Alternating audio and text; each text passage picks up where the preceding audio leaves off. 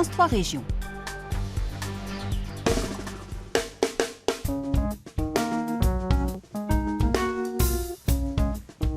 Des géants de pierre dressés depuis des millénaires. Bonjour et bienvenue pour ce nouvel épisode d'Itinéraire Bretagne consacré aux pierres de la région.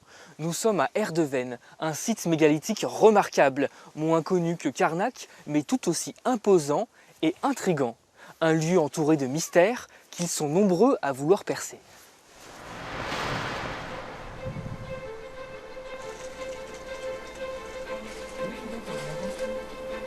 Une armée de pierres figée depuis 7000 ans. Un champ magnétique de mégalithes. À Erdevenne, dans un rayon de 2 km, 2500 blocs de pierre de toute taille, jusqu'à 6 mètres de haut et 40 tonnes. Ces menhirs soulèvent les foules et suscitent tous les fantasmes.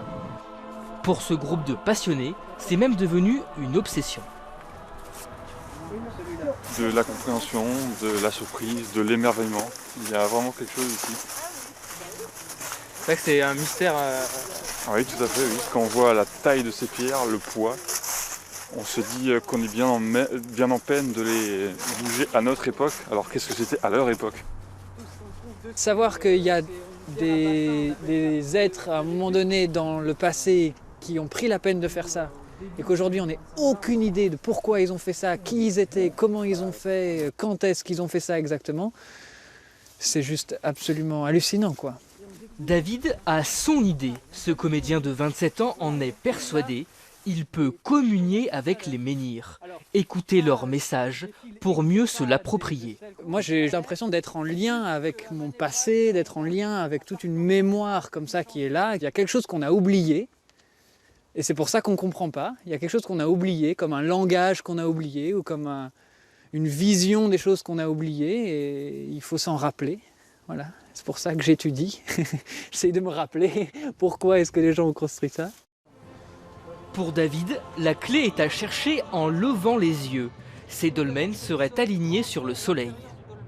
Le soleil qui se couche et la lumière comme ça qui vient monter, donc une mise en scène cosmique avec cette pierre.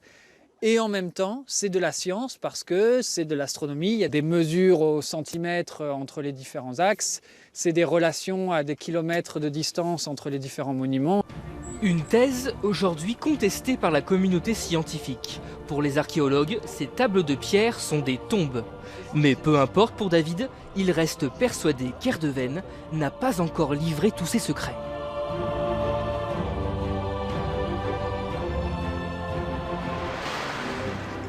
Comme un lointain cousin d'Obélix, Christian Obels est un amoureux des menhirs. Prospecteur en archéologie associé au CNRS, il sillonne le Morbihan depuis 25 ans, en quête des plus beaux spécimens.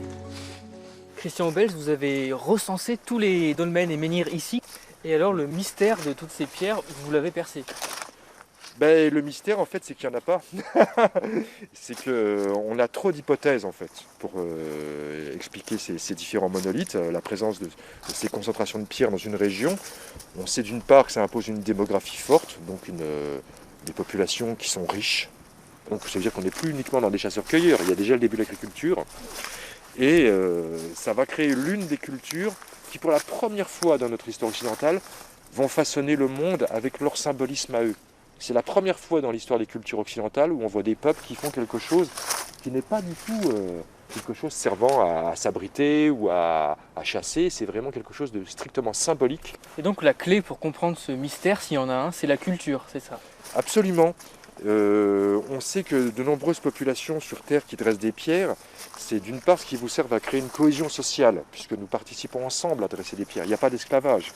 Toutes les indications qu'on a en ethnologie montrent des populations qui font ça de façon festive. On transporte le menhir. Le fait même de transporter le menhir est presque plus important que le fait de le voir après. Ça rapproche les gens.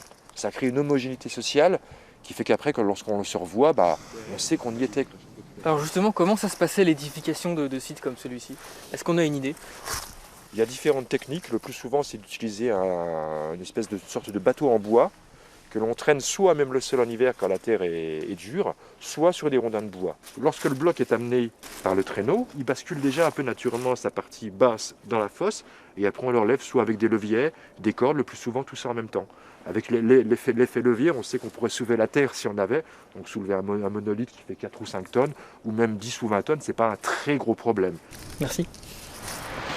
Je vous propose de voir ou revoir un reportage d'archives. Il date de 2000. Une triste année pour Erdevenne. Plusieurs de ces menhirs ont été recouverts de tags. Aujourd'hui, ce touriste aura du mal à prendre en photo l'ensemble du site de Kerzero à Erdevenne. La raison, une vingtaine de menhirs défigurés par des tags. Pour le maire de la commune d'Erdevenne, c'est un véritable choc. C'est un endroit où je suis né et je trouve absolument scandaleux et regrettable de voir des irresponsables qui dégradent un site aussi merveilleux. L'alignement de Kerzero est le plus occidental des alignements de la région de Carnac, un site qui compte plus de 100 menhirs et qui date d'au moins 4000 ans. Un site qui, par conséquent, demande des soins des plus attentifs. Or, nettoyer les mégalithes tagués risque fort de les endommager. La remise en état de ces menhirs va passer par un travail qui va fatalement attaquer la roche. Et c'est au détriment, je dirais, d'interventions scientifiques et d'observations scientifiques qui risquent d'être gênées par la suite. Un nettoyage compliqué et surtout très cher à cause des méthodes minutieuses qui vont être employées. On a déjà eu des cas typiques il y a quelques années sur un autre menhir. Ce qu'on peut dire, c'est que c'était très cher. Ce ne sont pas des techniques de nettoyage traditionnelles. Les travaux de nettoyage débuteront bientôt. Selon l'architecte des bâtiments de France dépêché sur place, les travaux devraient durer plus d'une quinzaine de jours. C'est la fin de cet épisode d'Itinéraire Bretagne consacré aux pierres de la région. Magnétisme, énergéticien, sciences occultes, ce lieu est au carrefour de toutes les croyances. À vous de vivre votre propre expérience sensorielle. Quant à moi, je vous retrouve demain à Saint-Malo pour contempler les rochers sculptés de Roténeuf. Bonne soirée.